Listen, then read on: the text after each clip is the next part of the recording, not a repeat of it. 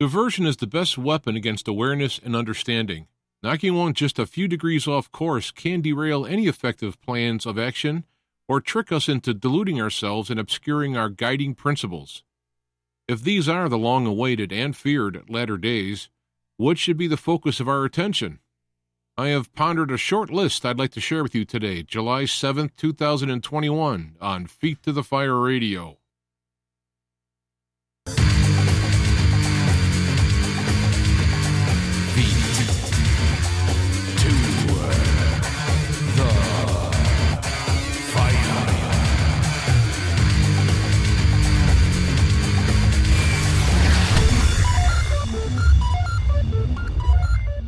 All right, we are live. Feet to the Fire Radio. I'm your host, James Othianchik, the Black Knight of Talk Radio. Feet to the Fire in its, 19th year. Started out in January 2003. What a different world we're in today, let me tell you. But, so I was doing some pondering. And, well, first of all, let me say that when I do these, for the most part, podcasts, I mean, do have audio, video when applicable, but when I do these things, I'm basically sharing what I'm going through, what I'm thinking about in my mind. So I'm kind of pondering things, and then I turn around and share with you, and you can do what you want with it. But, I mean, that's the whole thing I'm doing here. I'm not here trying to teach or, like impress or preach or whatever. But I have to figure out these things in my life in these times that we're living. And so I figure, I'll share it because someone else may be wondering in the same kind of things. And one of the things, and I think probably the most important thing right now on my mind, what I'm thinking about is what really matters right now. If we are in these latter days, which all it does is appear more and more like we are, what really matters now? I mean, and I think that there are principles that I've picked up from Jesus' teachings that do apply in a broad sense, but the way it works out in each of our lives is very personal.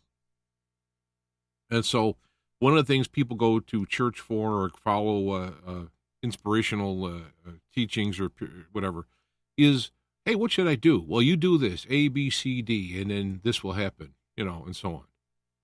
And unfortunately, when it comes to spirituality, I can't give you a list for you and you for me. However, we can talk and talk about things that we have pondered, figured out, read, saw. Where did that come from?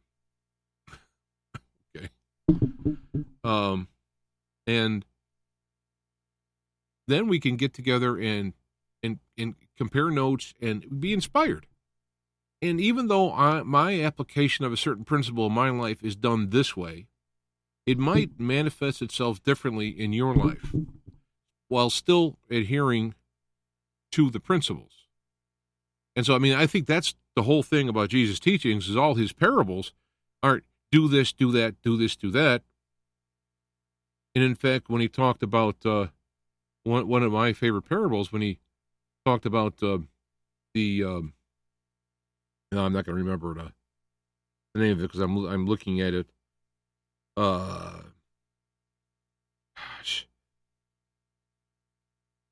I'm really good. I'm glad I don't have to talk here for a living, huh? The parable where Jesus was given the priest, and the Pharisees, they walked across the road and not helped the person, but the Samaritan, good Samaritan. There we go. I know if I talk, I would get out of that log jag when it would come out. The good Samaritan came by and helped the individual, and he says, "Go do likewise." Okay, so that doesn't mean you go help people who fall in the ditch, though. You could come across somebody like that. The idea is to take that in your life as you go through life and apply that, do that, follow it as it happens in your life. And that's why when you follow Jesus' teachings, it's much harder than going to church and getting your list of things to do. It's safer. Even if it's an oppressive list, it's safer because you're like going, okay, these guys have figured it all out, so I'm just going to follow this list and I'll be fine.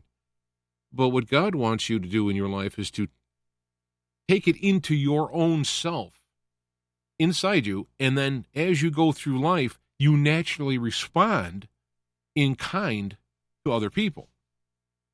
So once you learn these principles of Jesus and you follow them, when you get in a situation where there's an applicable piece to it, there you go. And so, of course, the part is to learn the principles and then go into your life and figure out how it applies. I had Calvin showing up in the chat room here. We are live in the Spreaker chat room for these, and then that gets uploaded into YouTube and BitChute, and been trying to go now into Gab. The problem, I think, with a lot of people is they're expecting a video. And like, if you'd like to see me just sitting here talking, I could do that. I just think that, a lot of people do these shows and they're like into talking and seeing themselves talk. And I'm into what I'm talking about is what I'm into. So I do have video when applicable. I have a guest or I have certain pictures or some drawing or some stuff I want to share with. So we do that. But that's just want to explain why it appears it's a video and then all of a sudden it isn't. Well, that's why. So this is what I'm working on. So I started thinking about this for weeks now, and I sat down. I was actually going to do something last week, and then something else popped up in my head. So I kind of sat down, and I was going to come up with a whole list of Bible verses, because this is my background, being a Sunday school teacher, Baptist Sunday school teacher. You come up with the verses, the verses. You don't find verses that fit, though. That's usually what people do. But you develop principles from the verses. And so I have done this over the years. My personal mind, that this is just background, so you understand how I work. I've listened to the Bible on tape, I don't know how many times, hundreds and hundreds of times. And by having that in my head, how I look is I take these pieces that come out and I build a principle, and it outlines a bigger picture. And so when I go out into the I see these pictures forming of principles. And that is the teaching that the pieces are putting together. So it's not I would call that the logos rather than the actual text word for word. It's the point, the principle, the big picture. And so now we're in these latter times, and as I go through Gab, basically I just deal with Gab. It's F2F, at F2F at Gab if you're over there. As I go through there, plus I still check in on Facebook. Pretty much I dump Twitter, but when I see the people are talking about like the election, they're talking about the corruption, they're talking about the counting of the votes. Will Trump be reinstated? How will that happen? Are there going to re-elections? We have the rhinos and this and that and so on. And I'm not saying that's not important. That's not my point. I look at that stuff as more of a distraction from the principles that you're supposed to be dealing with, because we're all going to die. And we're going to move on. And the point of being alive here is not being alive, but living. How you live, not if you live. Not how long you live, but how you lived.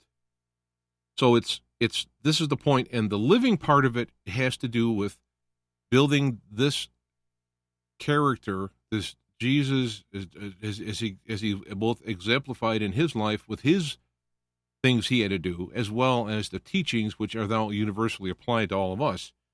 We want to follow that because this is just a little stepping stone.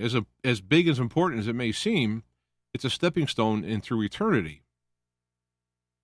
So if we get stuck with all of the things around, you have to eat. I understand you have to protect yourself. Criminals. And I understand all that. Those are all important things.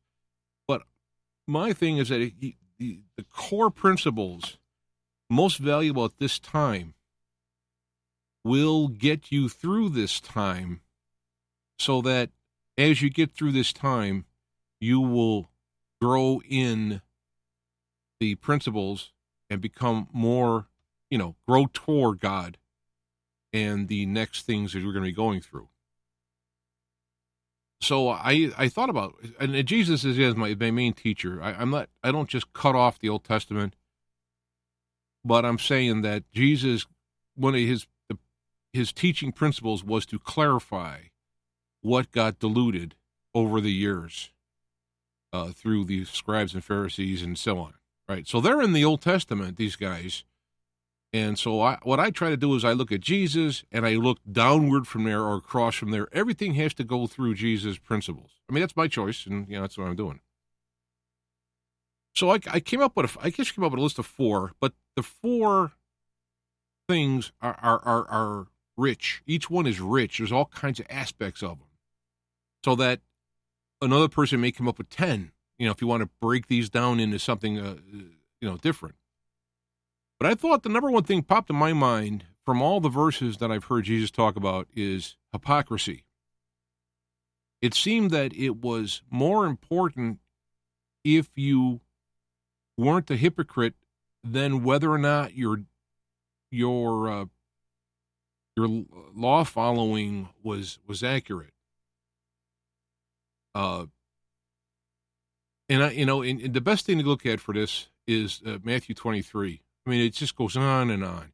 And the mistake I think people make is that, well, he's talking about the Pharisees. Well, first off, they were Jewish, and they were Pharisees, and they were bad. So that doesn't apply to me because it's them.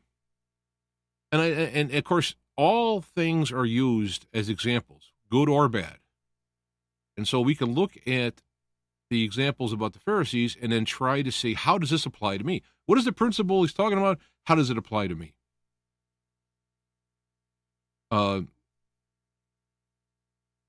And I thought that that aspect, especially since a lot of people around here are Christians on social media, they're talking about Christ, they're talking about Bible and Bible verses. You're putting it out there as a kind of a an ambassador, let's say, for Christ. So you want to kind of make sure that you're not, you're missing a point and you're actually putting out a disinformation, not intentionally, right? But again, my opening statement is diversion is the best weapon against awareness and understanding. Knocking a few degrees off course can derail any effective plans of attack. That includes our learning. You knock off. I keep hitting the little screen here on the mic. But by getting derailed off the course like that, you could miss the turn, if you will. If you're going there shooting a rocket to the moon, you're off a few degrees, you miss the moon. And this is the kind of thing that I'm looking at. And when you look at the most important thing I see is hypocrisy. Because you have Jesus talking to the woman who was caught in adultery. She doesn't deny it. Jesus accepts that he was. And he says, go sin no more. He picked up, I would imagine, it's kind of in the text, but he picked up the good points in her life, the love and so forth. And I kind of got ahead of myself. I wanted to find this verse. I'm going to have to.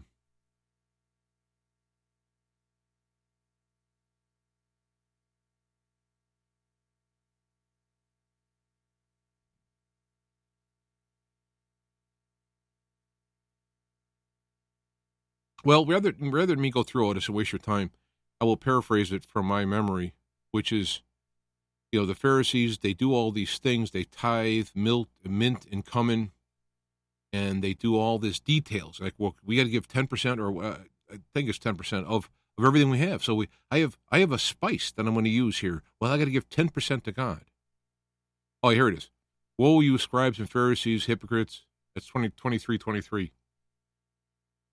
You tithe mint and dill and cumin, and have neglected the weightier provisions of the law, justice and mercy and faithfulness. But these are the things you should have done without neglecting the others. You blind guides who straight out an gnat and swallow a camel. So you look at these Pharisees. I mean, they're doing these legalistic stuff, tithing and mint, and yet they're not justice, mercy, and faithfulness. Whereas the prostitute was violating the mint and come in, if you will, by her profession, and yet in her heart there was love and mercy and faithfulness and so forth. Because when the Pharisees are called on the carpet, they got mad and wanted to kill him, and did. When she got called on the carpet, there it was. She knows, she admitted, and there was a healing that was done. I think if all these things line up, if that was Mary Magdalene, which it appears to be. So you have the example of the hypocrisy is the most important thing. It's not your position. It's not the faith that you say. It is the actions and how you treat other people. So the hypocrisy part is number one. I think that first off, if you're in a particular denomination that teaches, once you're saved, you go to heaven and all this stuff. I'm not saying that's not true, but I'm not saying it's all bells and whistles when you get there. If there's some stuff that you've been doing that you need to learn about, and thus, I think if you look and study, I have a thing I wrote years ago on the kingdom of heaven. The kingdom of heaven is not just not going to hell; it is the kingdom of heaven, some of which will be thrust out into the outer darkness, where there's gnashing of teeth. People say it's going to hell. Well, it's not how I kind of look at it. I think it's like gnashing of teeth is an old way of saying, tears of bitter regret. And I've seen it written in paraphrases. So that if you don't get these stuff together here, you're not going to be lined up to go up all the way through. You might have to do some stuff first and learn some things or go over some, whatever. I don't want to get bogged down in details, because getting bogged down in the details is exactly the diversion that's being used by denominational leaders, who are all probably simply psychopathic in their desire to have power and lead, or they're self-righteous, and so they do all these things. And you want to make sure that you're not following the letter of the law, but the principle of the law, which will allow you to follow the letter of the law as you become more full of the principles that you could follow. So hypocrisy to me is number one. And again, look up Matthew 23. Huge. It's all over. Jesus talks about all over the place. Now, some of it is different gospels recalling the same incident, but still, the fact that it's around that important, that should tell you something. The number two thing I have on here, I'm not sure how to say this, but you stand for the weaker or the lesser, the weaker person who is lesser in stature, status, health, wealth, younger, can't care for themselves because they're children or whatever. The idea is that you stand for the lesser. You don't abuse and use or neglect the lesser. And that is a big one, I think. I mean, they're all big. These are all big ones. These are like the big four. But James, who I think is one of the only apostles who really got Jesus' teachings up front, the principles of him, James 1:27, pure and undefiled religion in the sight of our God and Father is this, to visit orphans and widows in their distress. I'm going to get to another part. There's actually in this one verse, there's 2 points. The 2 of the 4 are in this verse. That's right. I wasn't named after the apostle, but eventually everybody was at some point, I think, because that's where but I'm pretty happy to share that name. The point is, and if you go through some of the Proverbs and whatnot, there's a bunch of verses. And in fact, this would be a good thing for people to do, rather than me just lay them all out, because then I have to spend hours to do that. You'd spend the time and look at it and look up the principles here in reading of standing for the lesser. This is what the king was supposed to do for the people, was be to protect them, stand for them, teach them, because he's supposed to be in a higher position. Of course, all of that's gotten all screwed up now. We got criminals running things, but and this, of course, is why abortion is so bad, is that you're killing the most weakest, most dependent human life there is for convenience, for the most part. And for those people who had to choose life over death, literally, that's a hard choice. And I'm not talking about you. So I've met a lot of people who were looking at death and decided to save the child anyway and ended up living. So who knows what kind of, if you do the right thing, who knows how that'll be blessed, either here or there. So standing for the weak. And of course, this is what happens through a business. The business people try to get money from you, try to sell you things. They lie, they cheat, they have fancy commercials, they play you on your emotions. Politicians, boy, do I need to even mention it? Do I need to go into politicians and how they lie and manipulate for their power and their money and whatnot? And now you have these things going on with the COVID and the vaxes, where it's either simply going to try to make money, or there's a power grab, or both, along with this thing while people have died. They've wouldn't allow medicines that would help people because of their goal of getting big numbers. Apparently, this is what it appears, looking at it.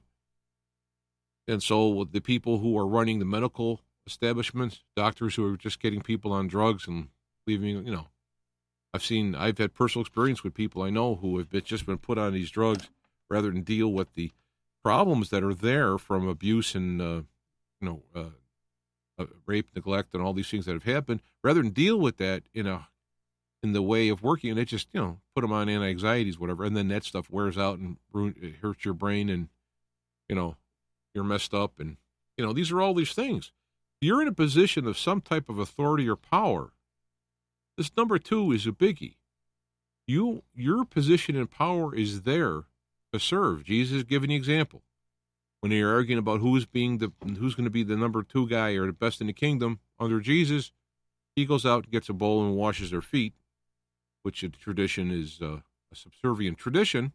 And here he is, the master, washing their feet, because the point is, if you're going to lead, you're going to serve. Now, how many of our leaders actually serve nowadays? No, they want us to serve them. Now, we should honor them for their position, and they're trying to help us. They're serving us by helping. I mean, that should be, that's why you honor the king, if I can use the old phrases, and the king honors you, merciful, understanding, and all this. Well, it's all gone thrown out the window now. And there's people who are doing it, or you can find them. But whether it's in churches, in politics, in business, even in clubs. I mean, my sister was in a fish club, aquarium fish club. And, it turns out the people were vying for control of the fish club, and then what to do with the money and how they, you can't just do the fish club. No, you got to have some nutcase trying to rise and get in power. If you create a vortex of power, absolutely there will be a psychopath at the top of it eventually. It's going to happen. And even in the United States, they've tried to come up with this separation of powers and all this stuff.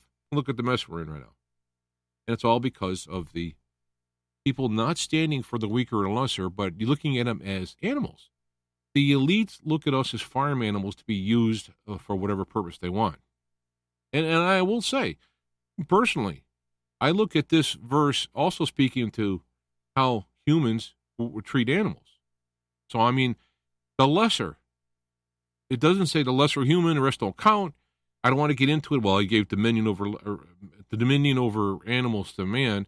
Well, let's look at that word dominion. How about responsibility? Power gives responsibility. So humans working together can do a lot to improve the yin and yang of, the way things are in the world, and yet it's looking at and seeing how they can just use it for their own profit. Not that it's wrong to use for our advantage as well, but it's like, to me, win-win is the way. And that's how I work with animals, too. That's why I don't eat meat. So I'm looking at that same kind of thing, standing for the weaker and the lesser. So number one, hypocrisy. So actually, avoiding hypocrisy, I guess, would be the. And two, standing for the weaker or lesser. You stand for them. I'm not for attacking a country because they may attack you. That's not my. I don't think that's wrong. I understand it. It's convenient to go look at so having to defend ourselves is harder than going and just wiping out the guy before he can get going. I understand that. I'm just reading through a second time book on Napoleon. That's how they did a lot of stuff in war. He hit first before they hit him. I understand that. But bombing Yemen, I'm not sure how that's helping us or any ally for that matter. And how many of these allies have bad, nefarious intentions. So you stand for the weaker or lesser. Number three I have down here is keeping pure. Now, I used the word unstained. I scratched it out because that's an old term. But going back to my buddy James here, pure and undefiled religion in the sight of our God and Father is this: to visit orphans and widows in their distress, helping the weaker, lesser, and keep oneself unstained by the world. There's a lot of evil out there. They want to offer you money, power, fame. Look at the people who've gone into entertainment, whatever they may have started out. Maybe they started out just wanting to be hungry for power and money or whatever, sex, drugs, rock and roll, whatever. Or they ended up there. They ended up good intentions. And some of the people, if you look in the music industry, they start out really, hey, they're pretty nice, and all of a sudden they just kind of flip. And so who knows what drugs or demonic stuff they got involved with. So keep one unstained from the world. And it goes back to helping to stand for the weaker, lesser. Don't abuse them. If you start to use them and get power, you're staining yourself. If you are a hypocrite, it's okay for you to do this and nobody else to do that, or I'm going to ignore this verse or this principle, but I'm going to keep this one. You're getting stained. And as you gain stain, you will go down deeper and harder. That's why you can see these people who, you look at them now, I mean, I don't know these people, right? I'm just looking at the news aspects of it, De Niro and turning into, all these different people. Who knows what they were like when they started than what they are now? And that is keeping yourself unstained by the world. It's not important. If you're going to get a deal on something which is hot, stolen, you're going to take advantage of somebody else to get something. They don't realize they have something that's valuable and you're going to buy it real cheap. Well, I don't know. I offered them and he took it. That is being stained. It's hard for someone to be a salesman and not be stained because you got deadlines to meet. You got bills to pay. Here's a guy who doesn't really, I sold them this. Didn't really need that, but, I needed the sales for this week. You're staining yourself. I understand it. I understand the pressures of it. I'm not saying life isn't hard. But to keep yourself unstained, and that leads into endure. I got another verse here that I just happened to pick out. Because lawlessness is increased, most people's love will grow cold. Right? And there's a whole list of stuff there. Matthew 24, another great verse, a book to read. But the one who endures to the end is the one who will be saved. Now, boy, you can get into a whole bunch of theological arguments on the word saved in there. But I'm just keeping it in the context of what it is. If you endure, you avoid hypocrisy, you stand for the lesser, and don't take advantage of them and all this stuff. You stand for them. You stand up for the little guy, okay? You keep yourself pure and unstained and endure till the end, you will be saved. You'll be spared perhaps what would happen at least in your demise during the end times. In the end of your life, you will be your demise will be bad. And you could have avoided that by doing these things. There's the principle of, there's the application of in your life. Then there's the application in your soul, in your afterlife. And there's the application of this particular time. What you may go through in the ending of the age, and it's complicated. You could you endure with these things. You will get through it. You endure the persecutions. You avoid the pitfalls. You'll come through it. Because for me, these are the later days. What's happening is Jesus is going to return, which is be quite by all accounts, by his own words, would be going to be pretty impressive. And believe me, be worth all, stuff that goes along with it, or at least it appears it will. To me, anyway. I don't want to say it too. It's another thing about coming out here and saying this stuff out in the air. It's one thing to think something. It's another thing to say it, because when you say stuff, if people hear it, that's when the evil gets, oh, yeah, what's going on? Because Jesus talked about, remember, don't let your right hand know what your left hand's doing, or left hand what your right hand's doing. And forget about the right, left, evil, good thing. That's, forget about that. It's kind of like keep quiet about stuff, because when you open yourself up, you're up to greater condemnation. Those who teach, James talks about that again, those who teach are open themselves to greater condemnation, plus there's greater temptation, and now you're actually handing the devil or one of his minions, because the devil's not omnipresent. Might be a pretty big dude, pretty powerful, but he's not omnipresent, so he's going to rely on his people. And it kind of reminds me of what's going on with the NSA. Nobody's sitting there listening to your phone calls. However, they are being recorded. And an AI goes through these things and looks for keywords. And when it finds it, it pushes it up the chain until it gets to a sentient being who can make decisions. The same thing, I think, application goes there. I think the machine intelligence is a nice kind of mirroring, a metaphor and a actual mirror of evil intelligence. So when you have to endure. So avoid hypocrisy, stand for the little guy. I'm going to kind of rephrase this, because keep yourself unstained and pure, and endure to the end. And your reward will be there. Now, I'm not doing things for a reward. I've actually, coming from a fundamental Baptist background, there were people who were talking about how many crowns they're going to get. They got notches in the Bible for helping saving people. And there's not, obviously, people got helped. All right, so God uses people regardless. God could use you as a good example, a bad example, but you're going to get used. So you might as well pick a good example. And I think this is where I picked this up here, 2 Peter. The actual verse is, what credit is there if you sin and are harshly treated? You endure it with patience.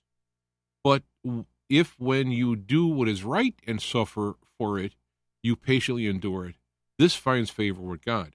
Now, I've kind of paraphrased it in kind of a little quippy way, not meaning to do any disrespect, but if you're going to suffer for what you're doing, you might as well suffer for doing the right thing instead of the wrong thing. That's kind of how it looks to me, and it looks like we're coming into an area of suffering. So you can avoid perhaps a short-term suffering by going against your principles, if you are, taking the facts, if that's you think you shouldn't do that, or if you lie, cheat, steal, whatever. Anything that would get you short-term relief from persecution will lead to a long-term worseity. Is that a word? Worseity? I think it should be. So that's kind of like I've when I had to go find that verse, I had to finding it because I've shortened it and kind of paraphrased it. So I can't look. I mean, when you look up the verses, you got to come up with the words. So but I found it, and what credit, so if you're going to suffer, you might as well suffer for what doing's good, because you get blessings involved rather than just simply your just desserts. And so, when you look at, okay, well, what about they come to your door to take you. I mean, there's a video going around. I don't know about its authenticity, of somebody being chased up onto a roof to get a vaccination in Argentina.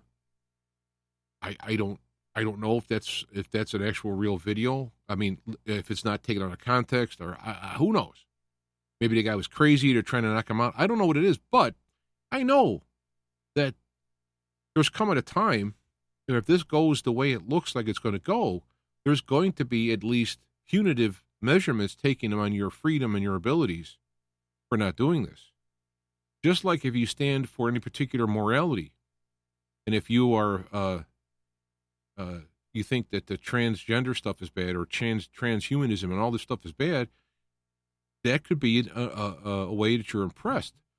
You got to stand for it, though. You got to take the oppression because it's best to suffer for what is right than suffer for what is wrong, because it's going to happen. No matter how good it looks, it all collapses.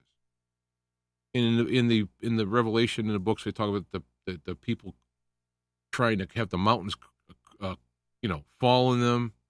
At that point, it's like, well, if the mountains were to fall on you, I mean, you could have just killed yourself, right? Well, obviously they can't. So this must be a spiritual aspect of moving from the physical to the expanded spiritual. So you can't do that. So they're trying to have the mountains covered. I mean, there's a lot going on there if you start thinking about it, and you want to avoid all of that. So to me, people are talking about Trump being reinstated, right, in August. Now, I don't see how that's possible without let's call it a reverse coup. And as soon as you step outside the Constitution, it's all hell could break loose.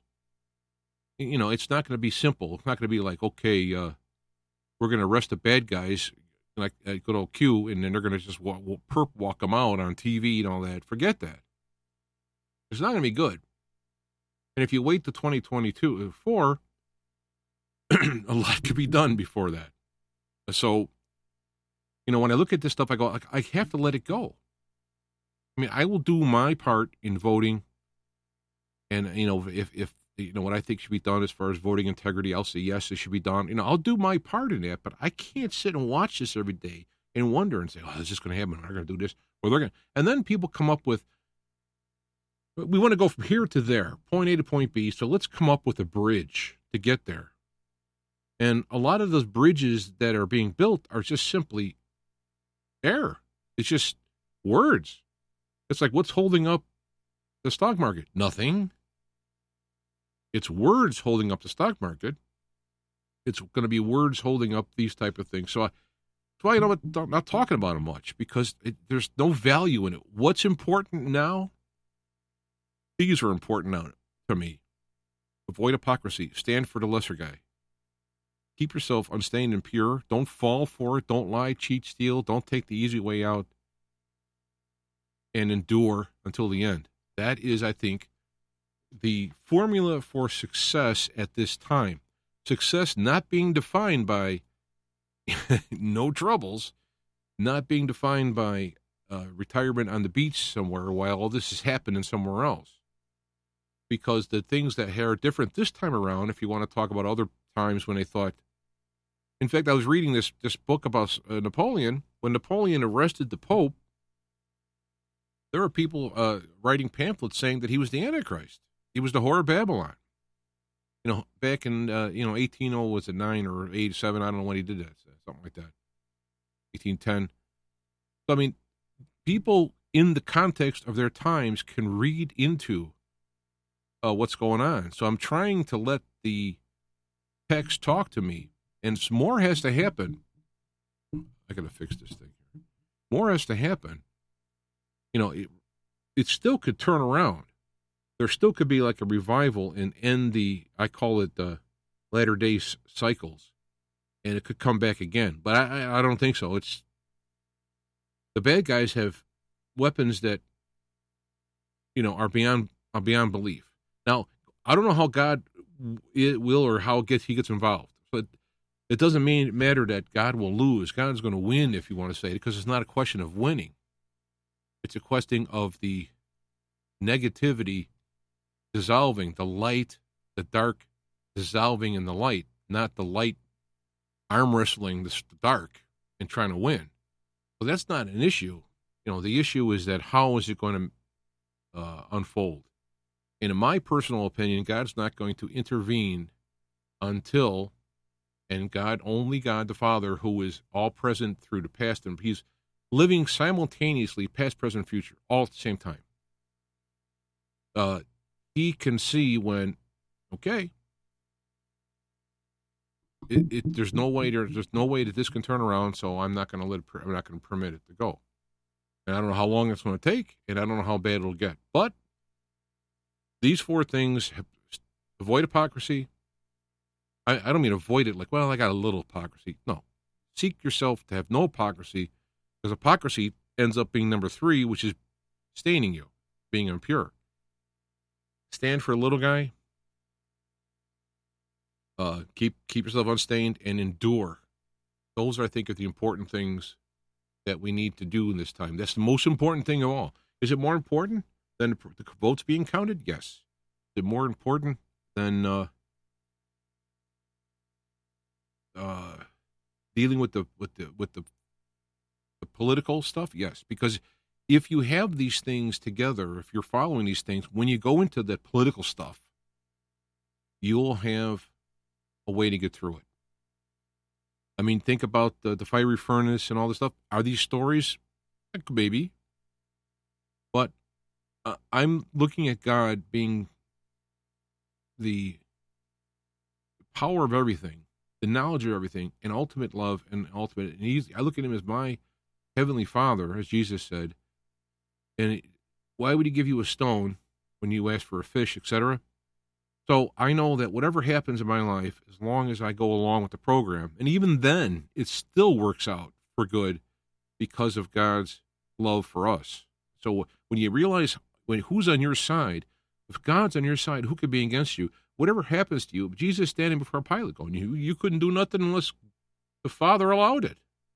That's true. He's talking to, he's not talking, yes, Caesar, Pilate. He was talking to Pilate, talking to Rome. Hey, Rome wouldn't be doing this if God didn't allow it. And that's something that we really should remember in our times. Don't take the short way, the easy way.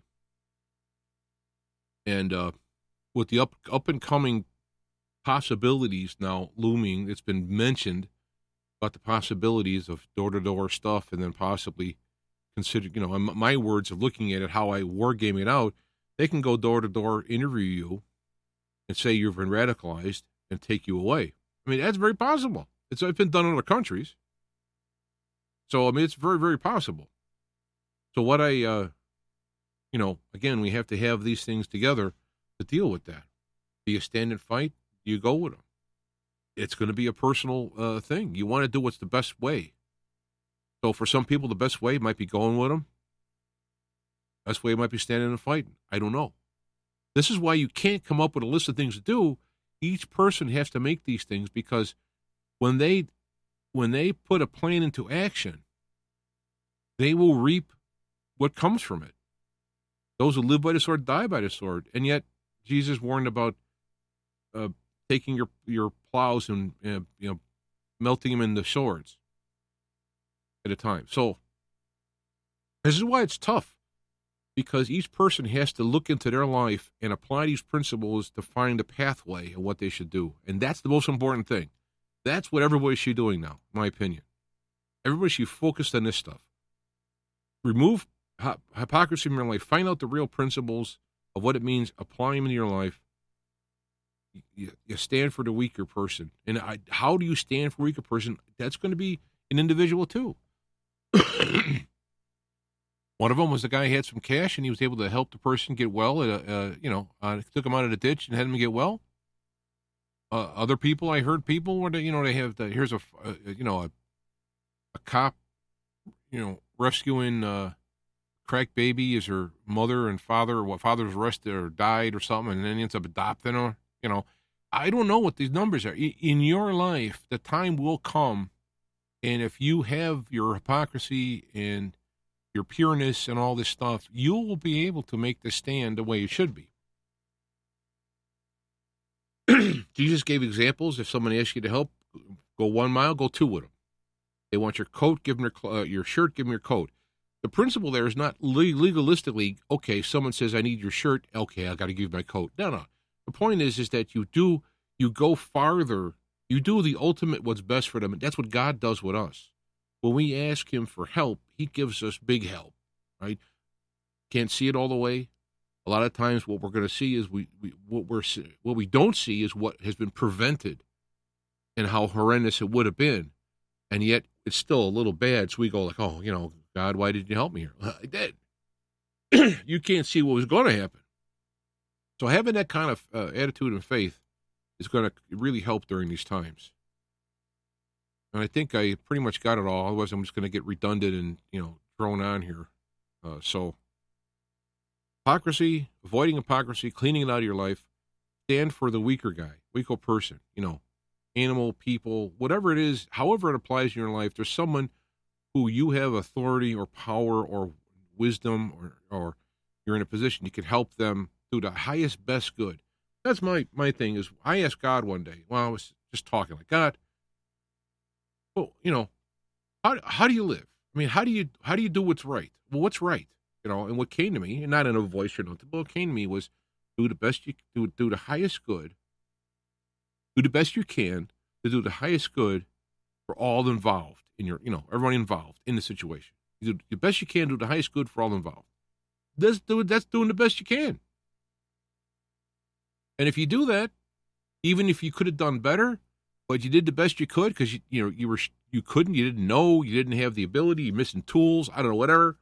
You do the best you can for the highest good for the people, including yourself. You're in that group, right? You can take it on the chin for someone; they can take it on for you. That's what working on. That's everybody working together. When you do that, now you're doing, you're following the principles.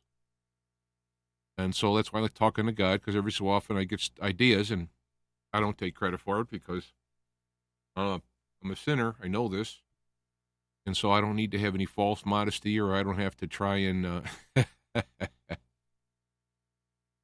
mean, I don't know. I don't know if it's what all, I mean, I'm a truck driver, right? I've missed accidents for no reason other than, in my mind, other than grace. So, once that, it's like, once you miss one thing that would have either killed you or other people and would have destroyed your life, once that's missed by chance, quote unquote, you get humble real quick, okay?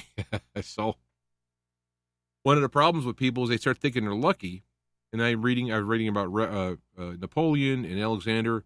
These guys were starting to think that they were lucky. They were destined. There's destiny, And they did do things, and they did get either lucky or they did things rather well. But if you don't follow these principles, it goes down in flames. All the names in the past, even though Napoleon did a lot of good things for helping people across Europe, bringing them out of a darker age, so to speak, his ego and whatnot got the best of him and ended up crashing. So this is what we want to look in our lives to do. These are the best things to do during these times, because if this is the latter times, it's more important. It's always important to do this stuff from day one, but it's like more important, it seems like right now, because the stakes are higher. With evil getting a little rambunctious and breaking that barrier and getting more involved directly, you're going to need the help of the Holy Spirit to get you through. So thank God for all the things that he's done. And all right, well, we're going to go, and God bless you all, and we'll see you next time. Pray for me. I pray for you, because we're in interesting times, as the little Chinese thing says. And yeah, all right. So there you go. We will see you next time. God bless. Keep the fire. The Ancient One, my old friend. God bless the fire.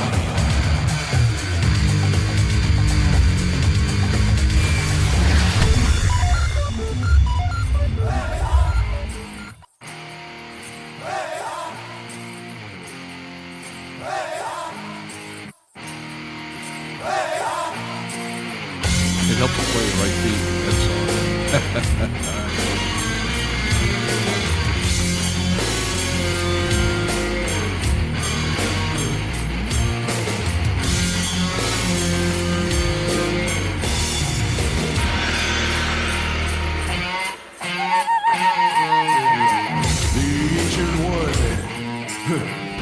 Oh, my old friend, the one who walked before, the one who walked again, the ancient one of old, with wisdom for the new. Revive our inner sight, retell your timeless truths. Oh, ancient one. Hey!